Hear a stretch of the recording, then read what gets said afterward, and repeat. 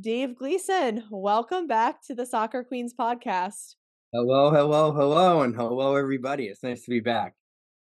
Dave is a performance coach to youth athletes. He also mentors coaches as well on how to work with young athletes. Dave is like my go to person for youth athletic development.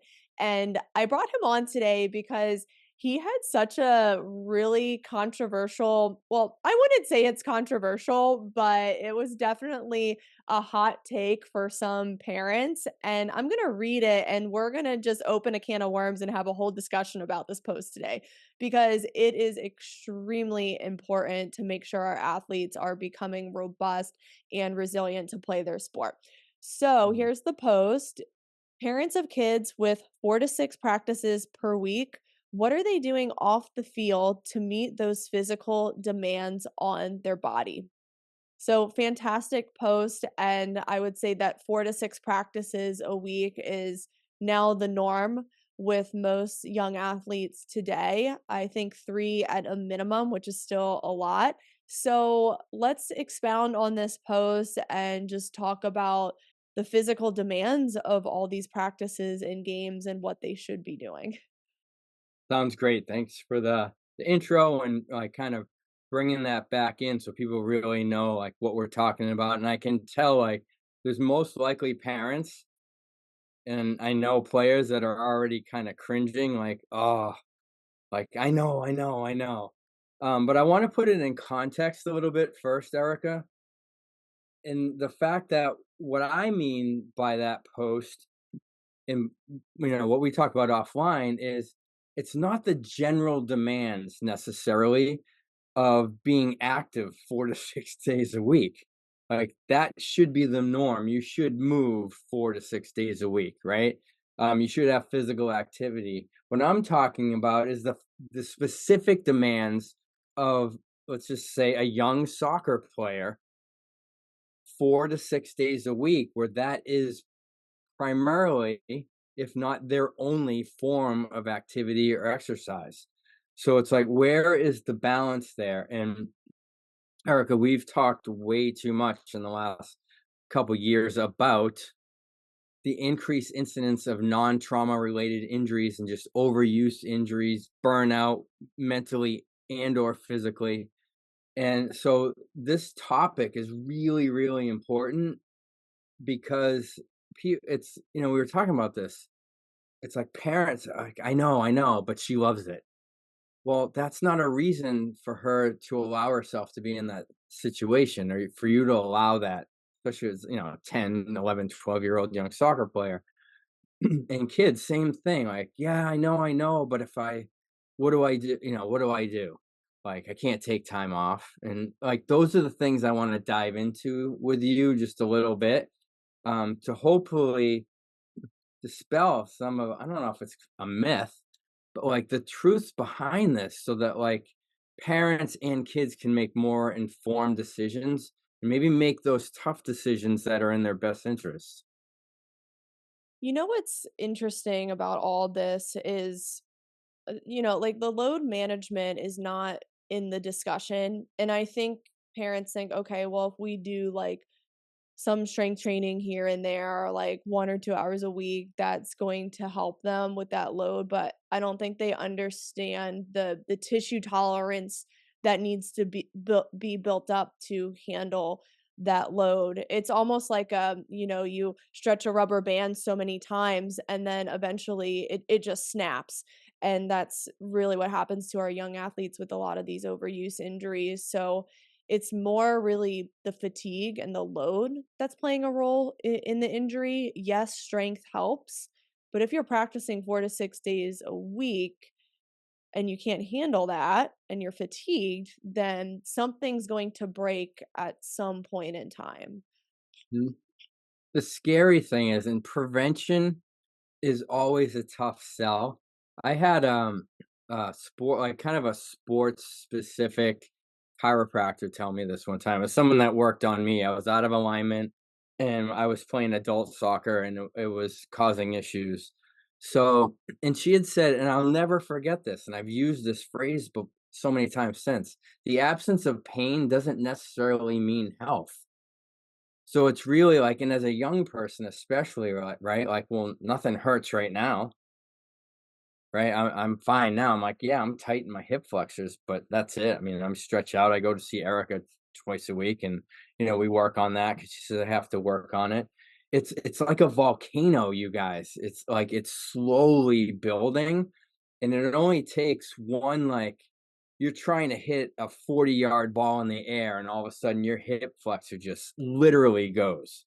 And I just had a girl get cleared, Erica, that had um, almost a complete rupture of her RF, or rectus femoris, you guys. It's one of the it's the longest quad muscle for you guys out there. Like, and she's 14 and tried to play through it because she didn't feel like she could take time off until she was at the point where she literally couldn't perform. She was kind of limp sprinting out there and like not able to move, and went to an orthopedic surgeon, has just been cleared by that surgeon. And it was like, the signs were there, right? Well, it's just really tight. It's just really tight. Oh, it was really, really sore after that tournament. Like the next day, it was killing me. But oh, now it's better. And like I said, that it's it's bubbling up, and then but once it goes, now this girl is a very high level player. She's very, very good. Um, she's got everything else she needs, but she was forced to take from October. She just got cleared for activity. She's not at full practice yet. She has to avoid contact. I'm working with her ability to sprint at a higher speed, to accelerate and produce more power, because she's still not completely there. Now she can just like move pretty well without pain. So most of the healing processes, but that's like months and months and months. So, you know, what do you do, you guys, to prevent that from happening? And I think that's what's ultimately what's so important to Erica and I, and why we want to talk to you today. Think it's important to point out why people need to be really disciplined and kind of go against the mainstream and like that instant gratification, because like you said, everything's all fine and dandy now, and the young ones are having a blast and playing their tournaments, and they're not in pain and they're healthy. But like you said, something could be brewing under the surface if they don't take that time off and they get out of this 4 to 6 days of practice a week. So I loved your example off air about saving money and being disciplined with that and how that relates to what we're talking about today. So do you want to give that analogy? I thought that was so great. So I've heard this a million times, and it's true in my life, and I've been better at it sometimes, and sometimes not as good. But to be honest, but it was said, like, if you can't, as an adult, if you can't save money now, when you doesn't seem like you have a lot, even if it's $5 a month or $5 a week, and then you make more, so now it's 10. And then as you get older and you're more successful, you can build up that reserve, right? That safety net, if you will, financially. But if you don't do that early on, most likely, and statistics show this, you won't do it when you're older, even when you are making more money. That money will go somewhere else, and you're still in the same position. You just make more and spend more. So the analogy, I feel like it works, and I appreciate your words about it, because all right, parents and players are going to talk specifically to you right now. If you can't make the tough decisions now when you're younger, you still have all this time. You have all these tournaments, all these games ahead of you, all these practices. If you can't do that now, if you make it to play in college, or you're so good, maybe, oh my gosh, I could actually be drafted. Will you be able to make those really tough decisions that are in your best interest then, if you can't do it now? And parents, what a lesson for your children. What a life lesson for your kids. Sometimes you have to make really difficult decisions because it's in your best interest, right? So, can we not encourage them to do that when we say, I gave this example to Erica. Um, I've had so many, kids say, I'm so burnt out. I need a break. I'm tired. And I can see they're just breaking down. And it's November. or December, and I'm like, "Take a week off." I can't do that. I'm like, "Well, why?" Like, you would miss 4 to 6 practices 1 week, and you go right back. It would be great for your mental health, you'd recharge, maybe it would reinvigorate your passion, your love for the game. Because I know with me, whenever I was away from it, that just, like, fueled me even more. I couldn't wait to get back on the field. And most importantly, like, well, not most importantly, because we talked about the mental break, the emotional break from it, physically, letting your body heal and rest. And I guarantee you, you won't miss a step. Erica's seen this, I know, a million times. So have I. Even when this young player I just talked about, she was out the better part of 5 months. She had her first skills practice the other night. And I'm like, "How was your touch?" Because she was worried about it. It's like, it was actually great. It was, like, so good, and I'm like, "I told you." It's so weird, and I don't have the science behind why, besides, like, muscle memory, but when kids take a break from their sport, even if it's for a month or so, they go back to it, they do not miss a step. Timing might be off a little bit, tactically, they might be like, "Oh, I should have made that run sooner," but in terms of skill, they almost feel like I feel like I'm better than I was before I took the break. And a week certainly won't do anything to detriment your progress moving forward, especially if you're under 18 years old. So do you think some younger players are afraid to take that time off because that's the culture of the club, or they're scared that the coach is going to punish them and bench them? And, I had this conversation with Emily Neff. She's a performance coach to female athletes the other week. And she said that a good coach would understand when a kid wants to go try another sport or do their strength and speed training to Mhm, develop as an athlete and stay healthy. Like, what mhm, coach would say no to you being healthy? But some do, and some do punish these kids. So, mhm. do you think there's a fear because of club culture nowadays? 100%, 100%. And culture is the right word. Mm, One of the my favorite local soccer clubs around here, they, um, there's those late November tournaments, December tournaments. I might travel and go to like the Disney tournament or some warm weather. And then they're like, next 3 weeks in January, you are off. Done. We're not holding I'm like, yes. Like it's my favorite club. And coincidentally, if I were to name it, and I won't right now, they have the most success in terms of players moving on to extremely high levels. This will be a big hint. One of their players just went number one in the draft. One. And they have the most success with national championships at the club level. They take a 3-week break. But to your point, most other clubs, there's that fear, whether it's direct, a coach has said you take time off, you're going to lose your spot, or if it's this inferred or projected feeling just because of the culture of the club, it's like more, more, more, more. Oh, we're not going to have practices for the next 3 weeks, but we're going to hold these clinics and we really suggest that you go. Like just have practices then, right? We've talked about what clubs do to make money, but so to answer your question directly, yes, and it comes back to what is the actual culture of the club? And is the club too afraid to take those breaks, even though they might know the science is there? Those breaks will help their players develop more, they'll win more, they'll have players that are in the limelight more, which helps them recruit more players to their club in the long run. It's like these clubs are codependent. It's like they won't leave these kids alone, and it just gets to the point where they want to get push away from that because it's just too much. And we go back to the statistic you and I have talked about all the time, where it's 70+% of all young athletes stop playing their sport by age 13. It's because of that culture, not the culture. Hey, it's off season, take 3 weeks, have fun, do what you want, get some rest, be a kid, whatever it is. Do you remember that article we collaborated on player development? Which one?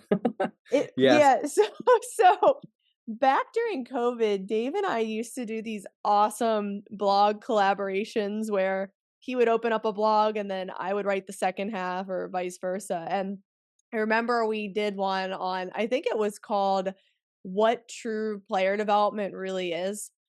Mhm, And we were calling out a lot of clubs and how they have player development all over their social media and website.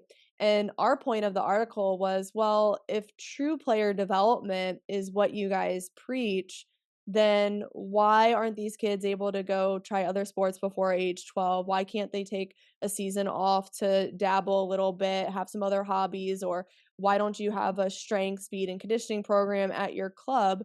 Because mhm. player development is holistic. It's technical, tactical, and physical and mental. That's true development. It can't just be that soccer, that technical, that tactical. So Dave and I just like wrote this like dissertation of a blog. I'm pretty sure it went viral. Like I'll have to pull Mhm. it up and link it in the show notes because it was awesome. That But was a great article. it was so great, but it's so true. It's like, are we really developing true soccer players who have all aspects of high performance? I don't think so. I because not every club has a performance program. And then the young ones are playing in this year-round model, and even in the summer, it's like, hey, do our club 3v3 tournament, do our camps all summer. And it's like, well, there's no athletic development within that. So I just think Right. it's really interesting to see player development everywhere, and I really question, is that what you're really practicing?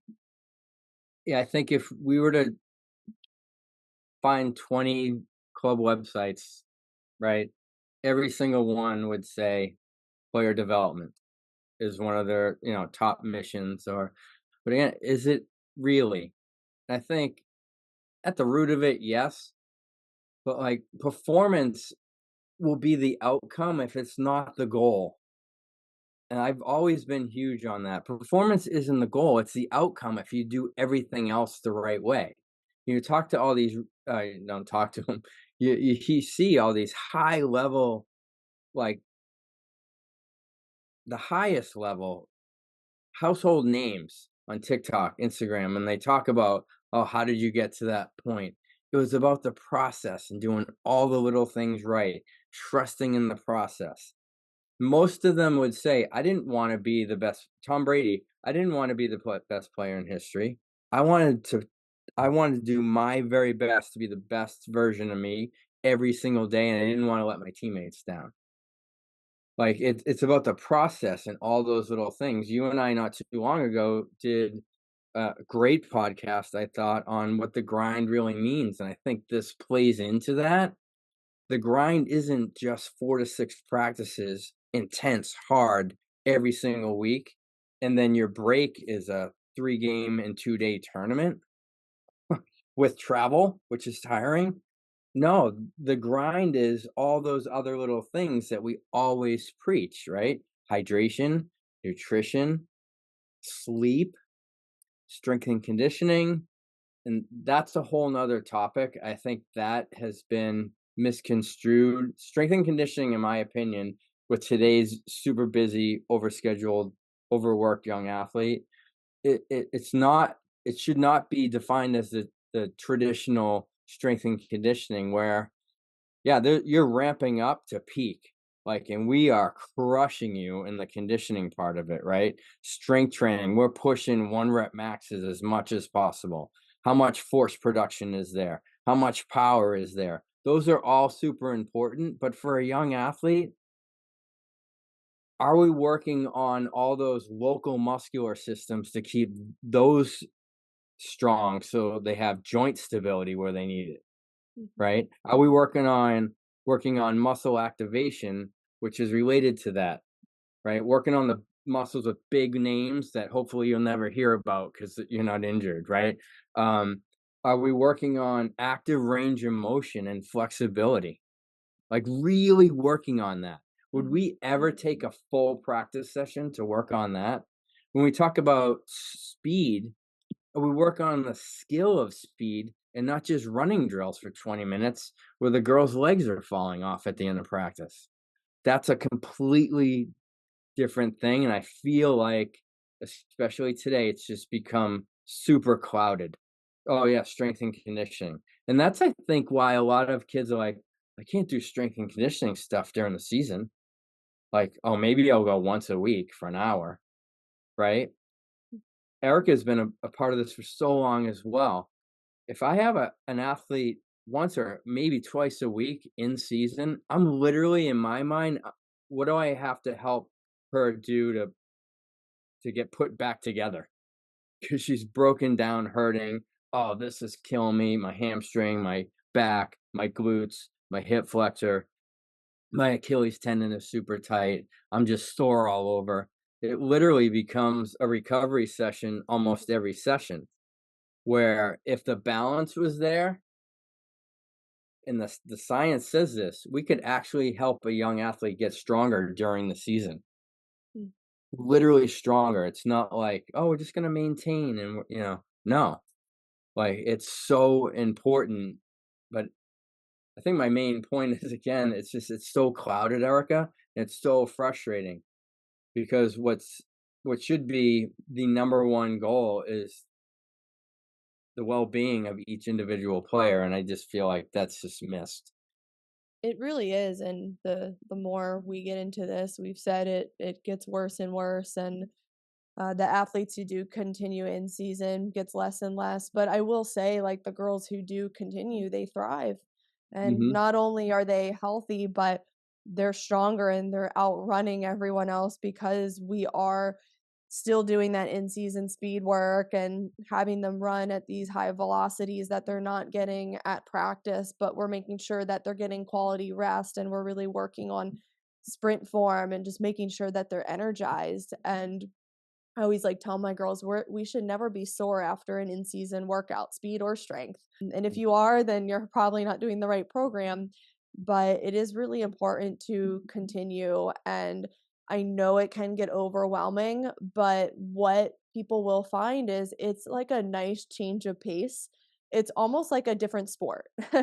Like mhm, it's just nice to get off the soccer ball and get in the gym and just do some different things. Like mentally, it's just a break in that sense, and also you're around different people. You're around kids from other clubs, you have a different coach there, and it's just a whole different experience that is just great mentally and then physically for developing all the muscles. And mm, in terms of the physical demand, so think I read somewhere like young soccer players make hundreds of change of direction moves in a game, and that's a lot. And that's a lot on the quads, the hamstrings, the ankles, like literally everything. And if those tissues can't handle those hundreds of changes of direction, then really don't be surprised if something sketchy happens, whether it's an right, overuse or something even more catastrophic.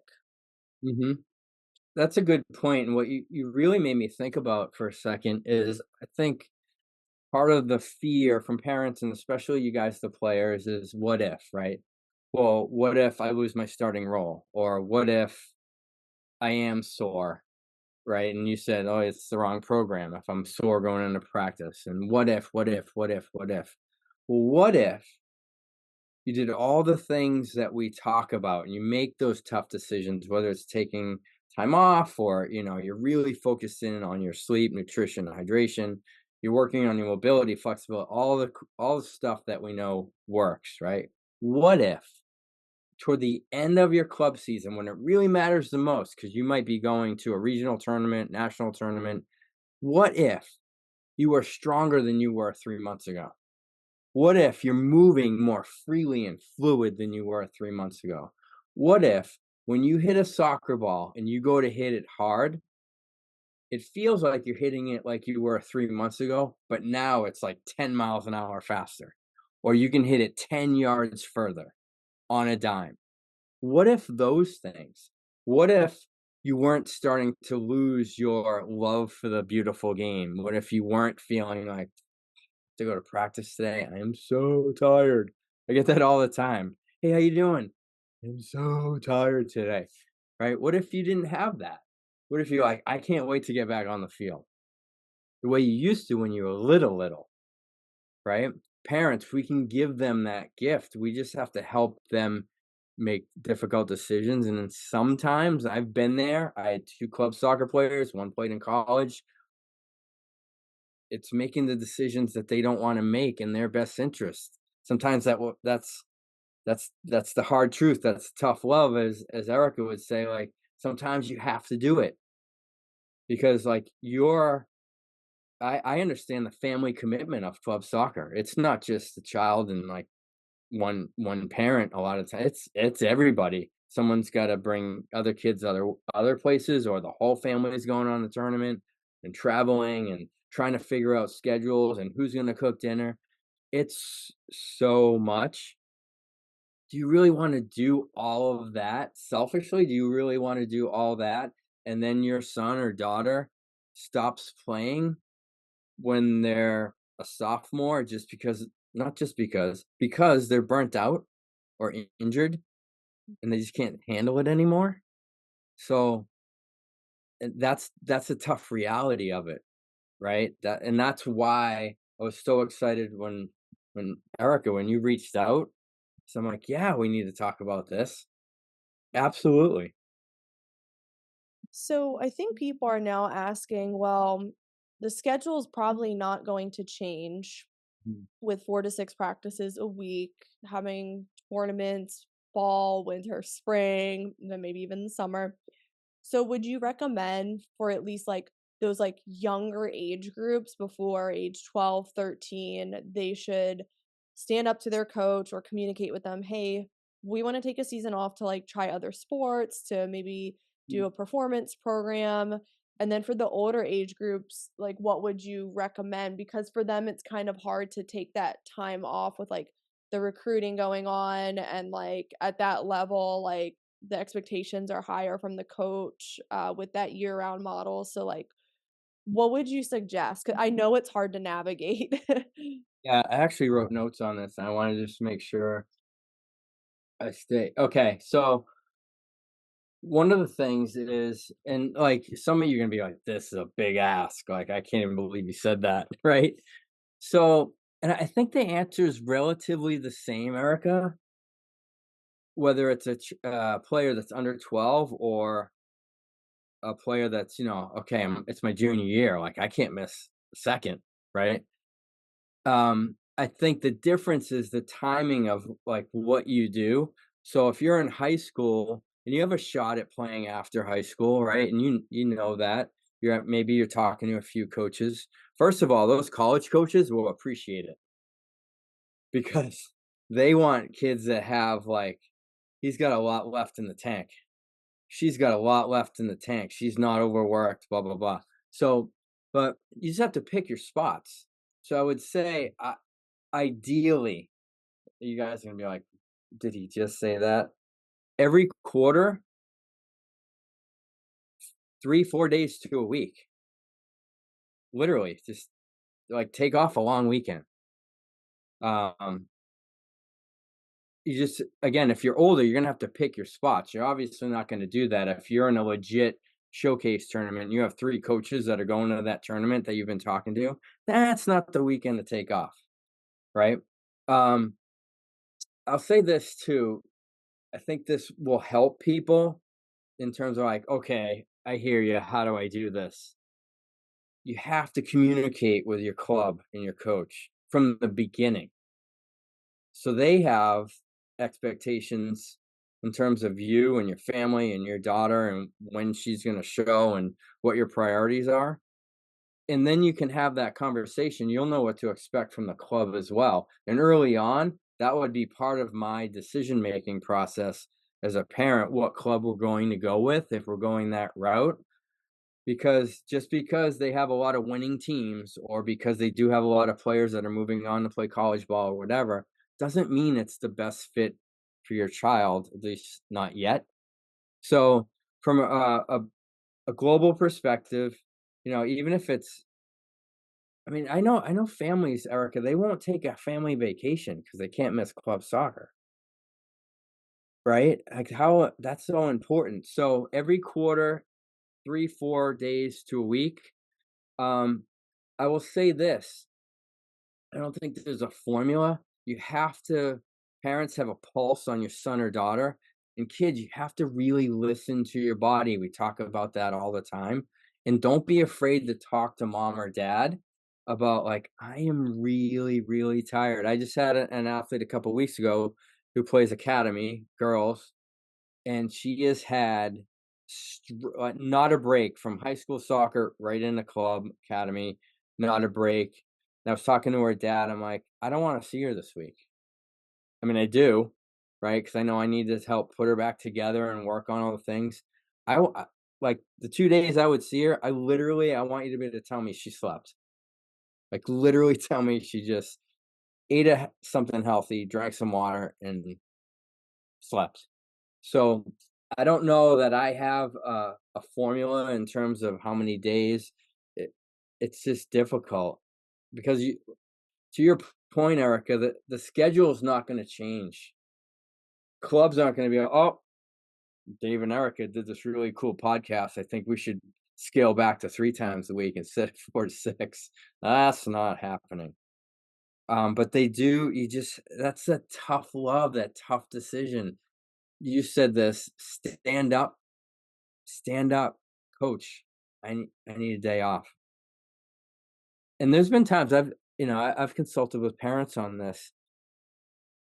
Call a coach because usually it's not going to be like a 10-year-old or a 12-year-old that's going to be like, contacting the coach. Um, whether it's email, text, however you communicate with the coach. Erica is not going to be at practice today. We'll see you tomorrow. I mean, do you owe them a reason why? Maybe. But just tell them she's not coming. It doesn't have to be this whole, "We're gonna get into an argument, and they're gonna be mad because she missed one practice." If it's a great coach, they're gonna be concerned, "Is everything okay?" "Yeah, she just needs a day." "Alright, can't wait to see her tomorrow. Let me know if you need anything." That should be the response. So, I don't know that I directly answered that question, it's a tough one. I think you made a good point that you kind of have to like pick and choose when to do this. So Mhm, obviously not the practice before a showcase, not in the middle of playoffs. Even if like that high school or middle school and club season overlaps, club's not important during that time really. Like middle school and high school season, that's go time for those teams. And sometimes I think it really ruins girls when club coaches schedule like a random Sunday practice that whole season. It's like, what are we even getting out of this anyway? And like that would be an appropriate time to stand up and be like, hey, I'm not doing two teams in a season right now. Like I'm gonna focus on high school. So mhm. that can help. And yeah, just being intentional with the days you want to kind of take a step back on. Now, would you say so you talked about like the nutrition, hydration, sleep, all these other things. And I think if players can get that down, they can withstand these demands a lot better because the schedule's not changing. So if you can at least nourish your body, have enough calories, stay hydrated, sleep, then you have a fighting chance against this schedule that's not changing. 100%. I call that stacking the cards in your favor. Like people Yeah. that play cards like poker and stuff, if you're stacking the cards in your favor, you have an unfair advantage, right? And I can tell you most players are not going to do that. So why not like get way ahead of everybody else? And I always talk about it in this sense, like everything you do is a decision. I'm going to make the decision to go to bed tonight at 10 versus I'm gonna stay up till, like, midnight because it's a weekend and I wanna be on my phone. I I'm not gonna judge you for doing that, but that's your decision. You have to decide what's more important, what's going to help me reach my goals versus not, right? I wanna go out with my friends or, it's just there's so many decisions you can make, and there's always a decision that's maybe better, not necessarily perfect. I can decide to drink water versus soda. I can decide when it's really hot, if I live in a warm weather state, especially when it's hot all the time, to make sure I get some types of a sports nutrition drink after a really heavy practice, or drink those type of things during a tournament instead of, "Hey, we're at a fun 3-day tournament. Let's go to Dunkin' Donuts, and I'm gonna get, like, a caramel swirl, blah, blah, blah, in the donut." Like, make decisions that are gonna help you. Erica, your point is maybe the best point we've made this whole time we've spoken together today, is if you were to just do those 4 things, those 3 or 4 things consistently, which means most of the time, you'd be so far ahead. So far ahead, I can't even tell you.